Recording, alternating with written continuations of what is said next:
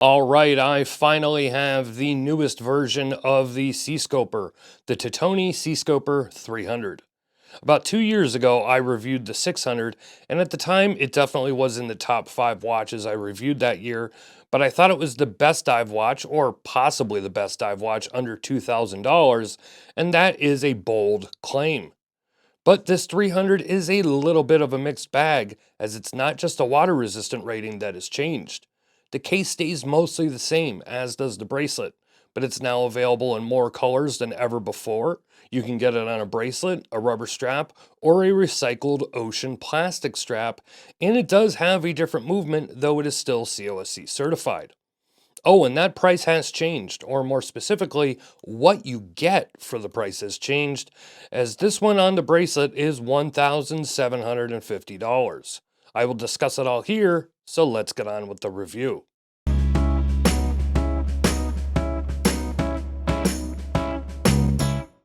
On screen, you will see all the specifications, and we're going to jump right in and start talking about the movement and the price. The original Seascoper 600 has Titoni's T10 manufacturer COSC movement, and at the time I reviewed it, the price is $1,870.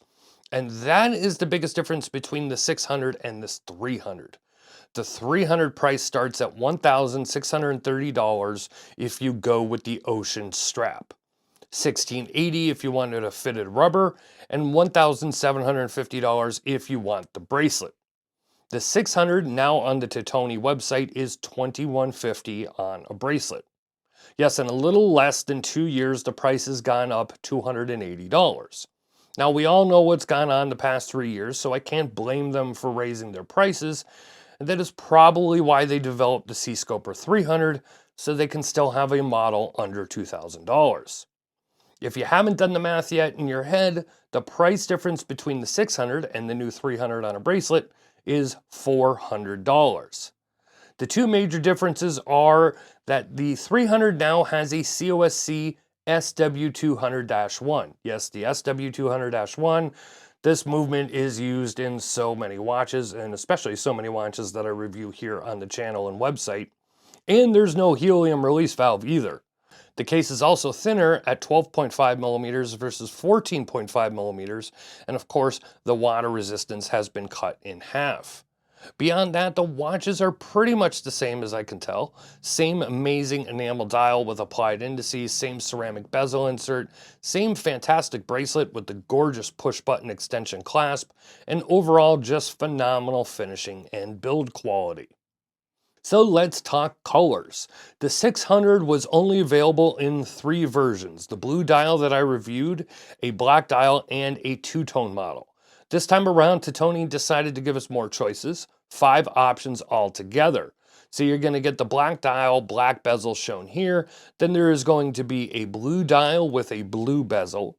There's also a black dial with a blue bezel, an all green one, and a black dial with a green bezel. All have accent colors as well, with the model name and second hand, this black dial being orange, something that the 600 models do not have. Now the dial here is just fantastic, no other way to say it. That inky black mirror dial is just stunning, and I'm not sure a watch is available at this price point or lower with indices as beautiful as these. The same fat hands are still here, high polished and easy to read, and what more can I say? This is just a strikingly beautiful dial. The coin edge bezel is the same, as is the ceramic insert, and yes, just as the 600, only the pip is loomed, so no full loomed bezel here if that is what you were hoping for. Feedback on the bezel is fantastic, though this is still a 60-click unidirectional bezel, same as before. Crown is the same as well. The plum blossom logo is still here, and it's just as easy to use as it was before. The case finishing is the same here as well. Brushed top, high polished sides, chamfered high polished areas in between the lugs, which is a nice touch. No helium release valve, which for me is an upgrade instead of a downgrade. Now let's talk case back and the one thing I absolutely hate with this new version. On the 600, you had an exhibition case back to see the T10 movement. Here, instead of replacing that porthole window with, say, a nice stamped plum blossom flower, which would have looked awesome, you get a mirror. Yes, a mirror. The area is so highly polished and reflective, it is a mirror, and you have to be incredibly careful not to scratch it, which, by the way, isn't going to happen. If you baby this and always use a pillow to set it on to put it away and never lay it down where the bracelet will touch the back, or if you have it on a strap and it never gets set down, then sure, it should be fine. Put it down one time though, and you will see swirls on the case back. But yes, if you want more plum blossom, just look to the clasp. If you aren't familiar or you didn't see the last review or just love how this works, I'll show you again. This has a quick release extension in the clasp, much like Manta, Christopher Ward, and many others. But instead of the release being under the clasp, this one is on top. And you guessed it, you push the blossom and that is an actual button.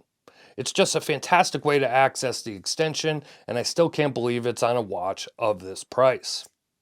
But we also have a new strap here, the Ocean Plastic Strap. Now, I'm not overly fond of fabric straps of any kind, and to be honest, hearing it was made of recycled plastic, I wasn't very excited to check it out, let's just say that. It is very stiff at first. I have noticed it's softening up a little, and it will probably soften up more and more and become a little more flexible over time. But I have to say the game changer here for me is the hardware. It's a massive signed solid steel buckle with steel keepers, and it really makes this feel substantial, and it does look great on the wrist with this piece as well. But there is an issue here. The strap has quick release pins, the bracelet does not. That's fine by me, but the fit here is very, very tight, and this case does not have drilled lugs either. So you have to take the pin out of the clasp, lay it down flat, you know what you're doing with that. Then you grab your spring bar tool and get those end links off. And because of that tight fit, no matter what you do, you're going to see little rub marks from those end links on the back of the lugs where you would put the strap on. So keep that in mind. If it were me, I wouldn't be swapping this one out to the bracelet on a weekly basis. And lastly, we get to the loom, which just as the 600 is fantastic. A beautiful BGW9 cool blue glow, and it really does last all night, no problem. Not to mention, it looks amazing in the dark, as you can see here. So there's kind of two ways to look at this. You know, if you never got the original 600, but you always wanted one, and now you finally have the cash, well, you kind of still don't have enough, but now you can get the 300 for just a little bit less than the original went for.